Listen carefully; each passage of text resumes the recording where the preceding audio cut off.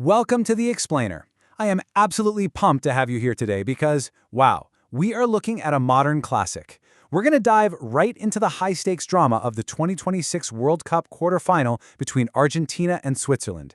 And honestly, we aren't going to waste a single second getting into it.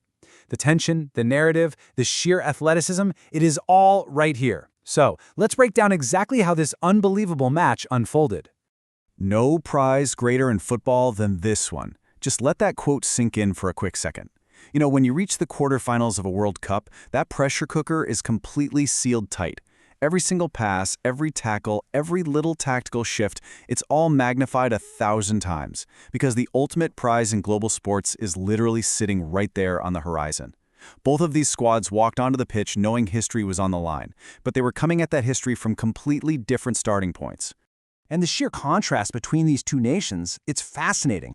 On one side, you've got Argentina and their iconic light blue and white. We're talking about the reigning 2022 champions, a team practically synonymous with footballing royalty. But then, on the flip side, wearing red, you have Switzerland. This was their first quarterfinal appearance in over 70 years. The source material actually describes them as a fresh and wholesome tale of a team finally piecing it all together on the big stage.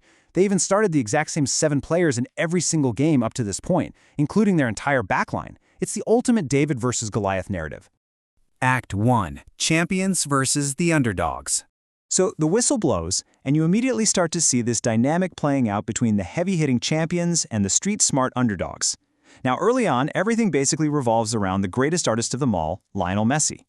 Interestingly enough, early in the match, Argentina actually had no real attacks.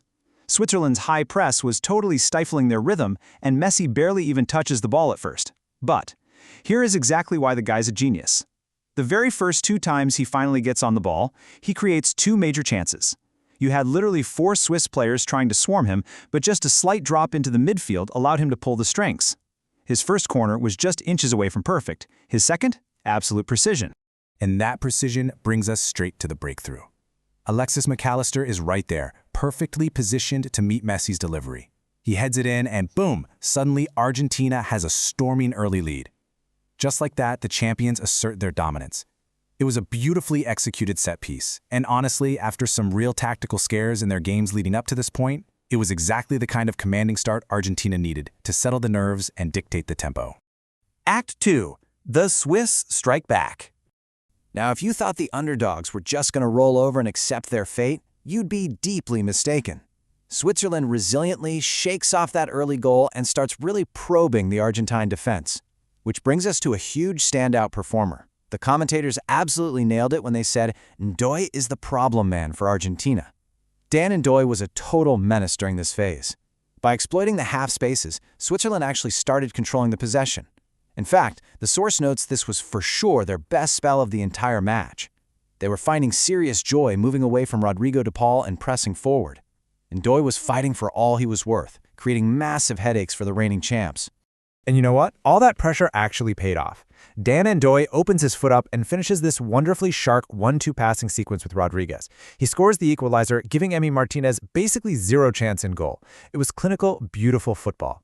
And it was massively aided by Breel Embolo making this brilliant dummy run to pull the defenders totally out of position. With that goal tying the game at 1-1, you could practically feel the extra bit of belief surging through the whole Swiss squad. Let's just pause for a second to map out this absolute roller coaster of a regulation time. You can really visualize the wild swings in momentum here. We go from the quiet opening to Messi's sudden spark, straight to the Mac Allister goal.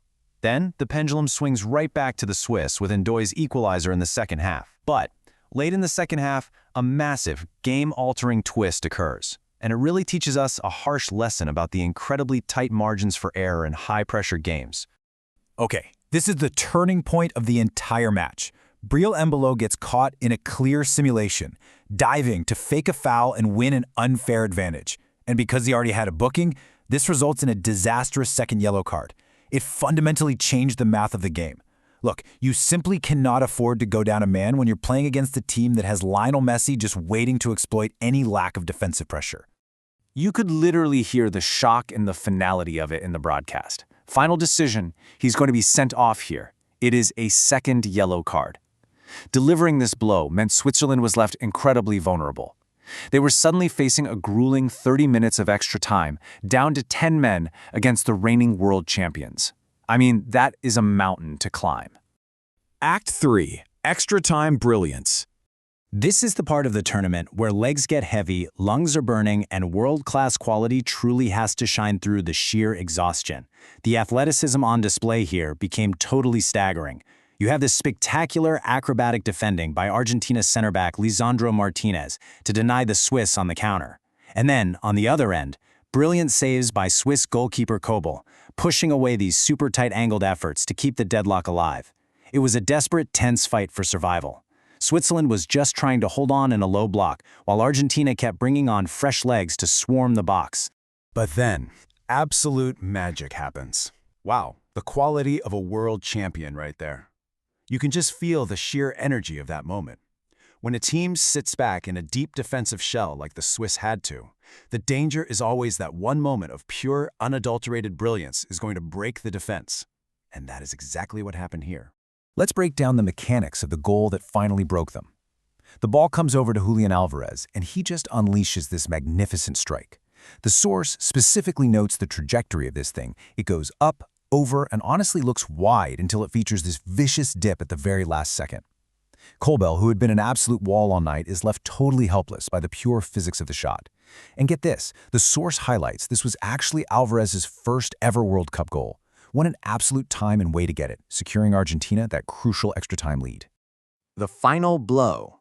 So we enter the closing moments of the match. Switzerland, now trailing and completely running out of time, has absolutely zero choice but to throw all caution to the wind.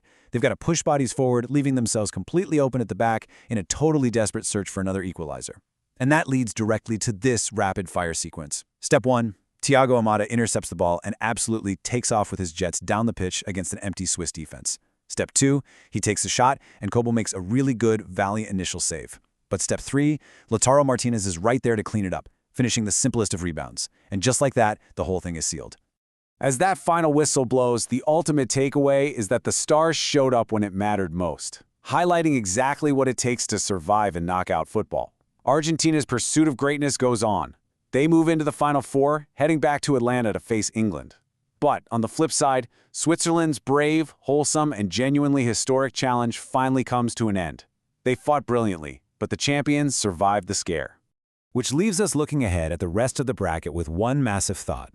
We saw the reigning champions get pushed to the absolute brink today, needing extra time and late heroics just to advance. So I'll leave you with this final thought to chew on. With Switzerland's brave challenge ended, can anyone actually stop Argentina in Atlanta? Thank you so much for joining me for this explainer. Keep analyzing, keep questioning, and I'll see you next time as we break down the semifinals.